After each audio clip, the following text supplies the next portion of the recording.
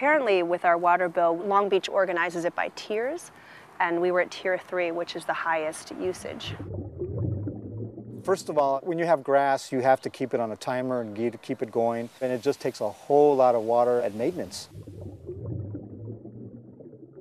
When I first moved here, it was very dry grass. It was very difficult to get something to grow. Hi, I'm Eddie Rosales. I lived in Long Beach for about 36 years. We were one of the participants in the Lawn to Gardens program that Long Beach City Water has put out. We have gone through approximately 3 different lawns in the 15 or so years that we've lived here. Really hard packed clay, very inefficient, and our lawns would just wither away. 8 years ago we did it. It cost us about $2,500 to lay that out. It looked great for a little while, but after about a year or so, it just started to go back to what it was. When we bought the house, it was just this large, vast lawn. It was outdated and it just was unwelcoming. It felt very sterile and stiff. My husband and I had a professor in college who turned us on to native plants. Just this whole movement, it was just an obvious concept that we had never considered, putting natives in your yard to attract wildlife. And I mean, just imagine if everyone did it, we'd have one giant wildlife corridor right here in our neighborhoods. So that's really what started us on our path to going all native.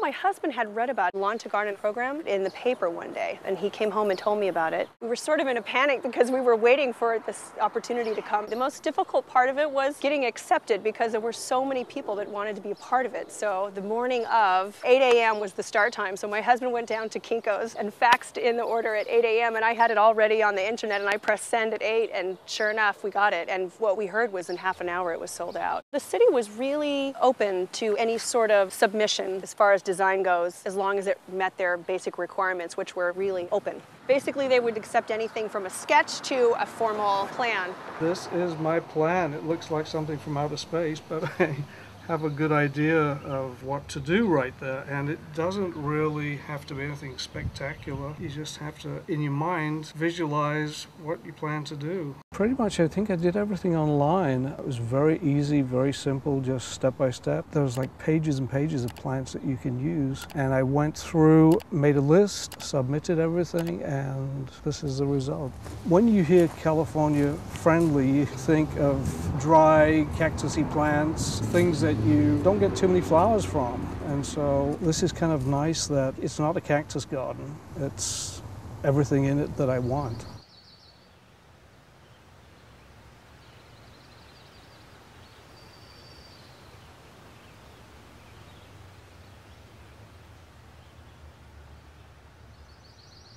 Do you like one garden or one lawn more than the other? I like this one more because it has more nature than just one type of, like, this has all other plants and that is only grass. Look at this guy. Well, that's a big juicy. Let's put it down and then see if we can find a ladybug. Okay. Oh, look! Oh! You could see some bugs sometimes camouflaging in the plants. You see? Spiders. Oh my gosh. Do you think the garden has changed the way our family lives? It gave more nature to us. We're outside more, much more. We want to be outside. I think before we were wanting to shut our curtains. Now, not only does it give us privacy, but it's our little oasis. I feel sorry for people that still have lawns in some way. You know, occasionally we say, oh, it's so nice to have a big place for the kids to run and play, but we still have that, and frankly, the kids are much happier hunting for bugs, and sometimes Henry likes to come out, my 4-year-old, and he likes to pick the California sunflower. Yeah, he gives them all to my mom. Yeah, he makes bouquets for me out of the flower. He like cuts them from the very bottom of the flower. He goes into the cupboard and finds like a bowl, remember? And then he fills up with water and then he gives it to my mom. I'm out here twice a month pulling weeds and thinning and trimming, but it's therapeutic, and it was something that I didn't get to do before. Our water bill's been cut in half on most months, so I hope that this is the wave of the future. Not thorny, huh? Nope.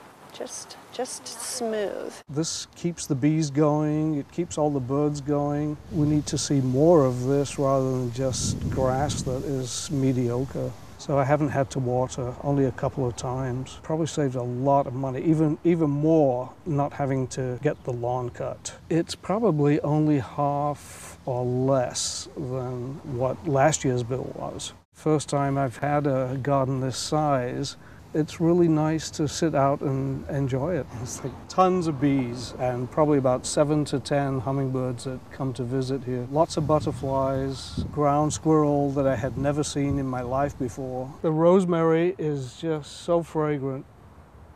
I love this. I love cooking lamb with the rosemary. And then there's some lavender here that I love. Really enjoy lavender scones because they taste so good with honey butter. Everybody likes to stop and say, what a beautiful garden. Every time I'm out here weeding or whatever I'm doing outside, just sitting out, I meet lots of people. It's really nice. It's a labor of love, and I really love how it came about. And it's really great to see other individuals in the neighborhood participating in the program. My neighbors next door, they have integrated their dry riverbed with my dry riverbed right on our property line. So it flows very nicely, very naturally. Previously, I would have a lot of water runoff. I used to puddle in front of my house, but that no longer is the case. All of the water that comes from our roof drains at the riverbed. The riverbed consists of about a 4-foot deep gravel pit for starters. So the water that comes off my roof does not go into the street and thus into the ocean.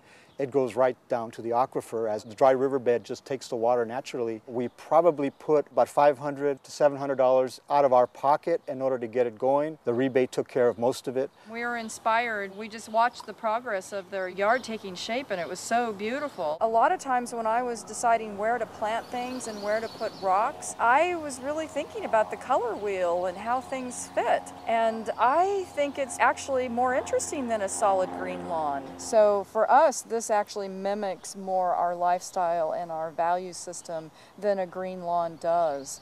Well said.